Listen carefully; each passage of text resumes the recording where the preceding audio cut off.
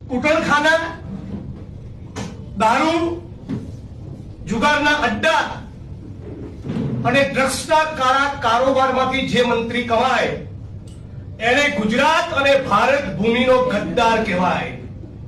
આવા ગદ્દારોની સામેની આ પ્રેસ કોન્ફરન્સ છે.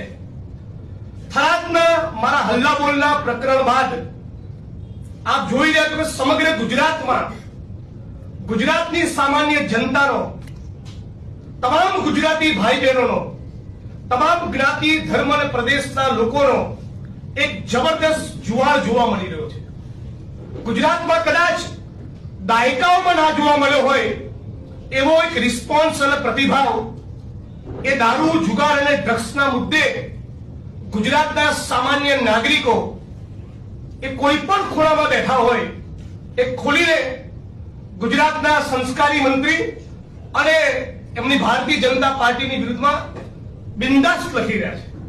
એટલે સૌ પ્રથમ તો થરાદની જનતાને અને સમગ્ર ગુજરાતની જનતાને અભિનંદન આપું છું કે આ ગુજરાતની જનતાએ ફરી એકવાર સાબિત કર્યું કે આ સાચા અર્થમાં આ ગાંધી અને સરદારની ભૂમિ છે. આ રવિશંકર મહારાજ અને ઇન્દુલાલ યાજ્ઞિકનું ગુજરાત છે.